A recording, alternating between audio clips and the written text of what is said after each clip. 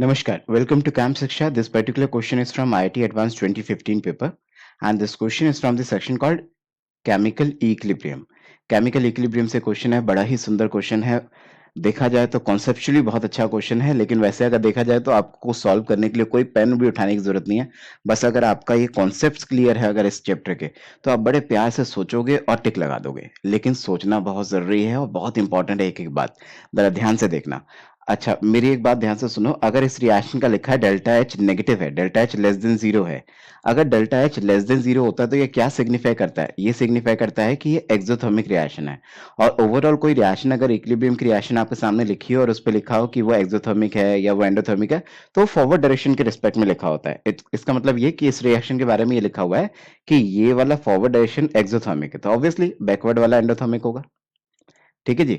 अच्छा, तो उसके बाद आपसे क्या कह रहा है, ये तो हमने पकड़ लिया डेल्टा एच के बारे में, एक्सो एंडो हमने पकड़ लिया। उसके बाद क्या कह रहा है कि ये कोई ग्राफ है जो कि T1 टेम्परेचर पे है, तो T2 if T2 is greater than T1, तो बताओ जी T2 पे आपका ग्राफ कैसा आएगा? मतलब T1 का तो आप स्टैंडर्ड ग्राफ मान लो जो ऊपर दिया गया है।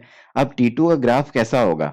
इसके ऊपर चला जाएगा, या T1 से नीचे रह जाएगा, या T1 से ऊपर चला जाएगा, या T1 से ऊपर जाके फिर नीचे आ जाएगा? देखना यहाँ पे क्या हुआ, दोनों बराबर हो गए एट द एंड। और इसमें क्या फर्क है? इसमें ये ऊपर चला गया, ये नीचे चला गया, और इसमें क्या हुआ, बढ़कर फिर घट गया। तो ये क्वेश्चन है, बड़ा सुंदर क्वेश्चन, बहुत अच्छा क्वेश्चन है। ध्यान से मेरी बात समझना। अकॉर्डिंग टू ली चार्टेड प्रिंसिपल हिसाब से अगर मैं जाऊं, तो मैं क्या कह सकता हूं? मैं ऐसा कह सकता हूं कि आपने पढ़ा है ली चार्टेड प्रिंसिपल में, अगर मैं टेम्परेचर को बढ़ाता हूं तो ऐसे में एंडोथर्मिक फेवरेबल होती है। तो इसका मतलब है कि T2 टेम्परेचर पे एंडोथर्मिक फेवरेबल होगी। अगर आपने टेम्परेचर बढ़ाया तो एंडोथर्मिक रिएक्शन फेवरेबल होगी। एंडोथर्मिक तो बैक साइड वाला रिएक्शन है। ठीक है जी। इसका मतलब क्या है? इसका मतलब ये है कि टेम्परेचर बढ़ाने पे T2 टेम्परेचर पे बैक साइड को जाएगी रिएक्शन। और अगर बैक साइड को जाएगी तो ये जो परसेंटेज ऑफ अमोनिया जो ईल्ड हो रहा है, जो अमोनिया जो बन रहा है, उसकी परसेंटेज ऑब्वियसली घट जाएगी। तो मैं आपसे बोलूं कि percentage of ammonia will decrease, जिसकी वजह से ये बात तो पक्की है कि ग्राफ आपका क्या आएगा, ग्राफ आपका T2 का ग्राफ T1 से नीचे आएगा। अब T2 का ग्राफ T1 से नीचे तो यहां भी दिख रहा है, T2 का ग्राफ T1 से नीचे तो यहां भी दिख रहा है। अब इन दोनों में से किसको मानूं? क्योंकि इसको और इसको तो मैंने काट दिया, ये तो आंसर हो ही नहीं सकते। ठीक है जी।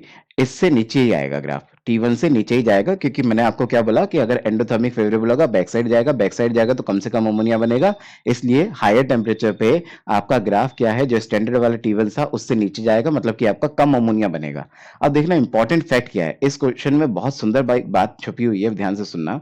ये आपने सुना होगा कि इक्विलिब्रियम पे आके कंसंट्रेशन ऑफ प्रोडक्ट और कंसंट्रेशन ऑफ रिएक्टेंट कांस्टेंट हो जाते हैं।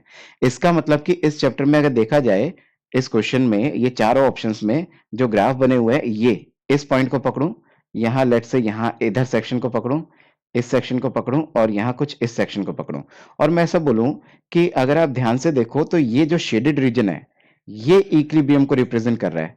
क्योंकि इक्विलिब्रियम कब होता है? जब परसेंटेज यील्ड या फिर अमाउंट ऑफ प्रोडक्ट की कंसंट्रेशन ऑलमोस्ट कांस्टेंट हो जाए। तो कांस्टेंट तो इस पॉइंट के बाद हो रही है ना। तो ये वाला रीजन है ना, ये रीजन आपका इक्विलिब्रियम को दर्शा रहा है।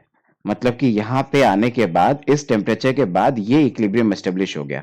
इसका मतलब है कि ये जो आपने बात पढ़ी है, ये जो आपने टिपिकली ली चार्टेड प्रिंसिपल पढ़ा है, और ये सारी बातें पढ़ी है कि हायर टेम्परेचर पे एंडोथर्मिक फेवरेबल होगा जिसकी वजह से अमोनिया कम बनेगा, this only hold for chemical equilibrium chapter.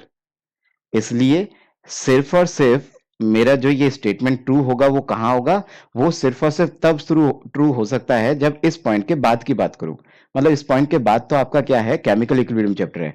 लेकिन अगर कोई मेरे से पूछे सर इससे पहले क्या है, ये क्या चीज है, फिर ये केमिकल इक्विलिब्रियम चैप्टर नहीं है, ये केमिकल इक्विलिब्रियम चैप्टर नहीं है, ये भी केमिकल इक्विलिब्रियम चैप्टर नहीं है, ये भी केमिकल इक्विलिब्रियम चैप्टर नहीं है, तो फिर ये क्या है? जब तक आपका इक्विलिब्रियम एस्टेब्लिश नहीं हुआ तो ये नॉर्मल चलेगा किस थ्योरी के हिसाब से? ये नॉर्मल चलेगा केमिकल काइनेटिक्स थ्योरी के हिसाब से।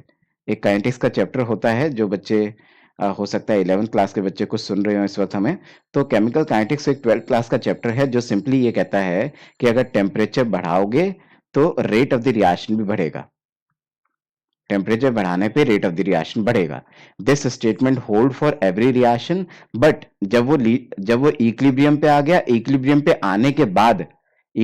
आने के बाद फिर ये वाला कॉन्सेप्ट लगेगा। इसका मतलब ये है कि आपका क्या है, अगर हायर टेम्परेचर पे देखोगे, जो ब्लू शेडिंग में मैंने ग्राफ दिखाया है, हायर टेम्परेचर पे ग्राफ ऊपर को जाना चाहिए। मतलब हायर टेम्परेचर पे आपका ज्यादा रेट ऑफ रिएक्शन होगा, ज्यादा परसेंटेज बनेगी। इसलिए परफेक्ट आंसर मेरे को लग रहा है बी होगा, क्योंकि देखो हो क्या रहा है, अगर आपने टेम्परेचर बढ़ाया तो ऐसा करने पे अमाउंट ऑफ अमोनिया भी बढ़ा, मतलब रिएक्शन रेट ऑफ रिएक्शन बढ़ गया। तो ये T2 पे रेट ऑफ रिएक्शन बढ़ गया, लेकिन कब तक, जब तक वो इक्विलिब्रियम पे नहीं पहुंचा। लेकिन जैसे ही वो इक्विलिब्रियम पहुंचा तो एट इक्विलिब्रियम, ये सारा इक्विलिब्रियम है, एट इक्विलिब्रियम अभी हमें इक्विलिब्रियम चैप्टर के हिसाब से सोचना पड़ेगा, ली चार्ट प्रिंसिपल के हिसाब से सोचना पड़ेगा। और उसके हिसाब से अगर मैंने सोचा तो मैंने देखा हायर टेम्परेचर पे कम से कम अमोनिया बनेगा, तो इसलिए हायर टेम्परेचर पे T1 से नीचे T2 दिखाई दे रहा है। बात आई मेरी समझ में? मैंने क्या बोला? मैंने बोला इक्विलिब्रियम चैप्टर यहाँ है, इस रीजन में इक्विलिब्रियम चैप्टर है, यहाँ ली चार्ट प्रिंसिपल लगाना।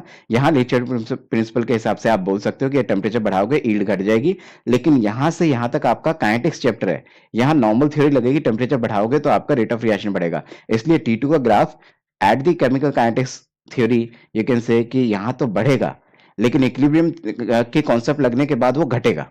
इसलिए परफेक्ट आंसर क्या होगा? परफेक्ट आंसर आपका ऑप्शन नंबर बी होगा। The correct answer for this question must be option number B. Okay, so I hope I helped you. Please subscribe Camp Shiksha. Thank you.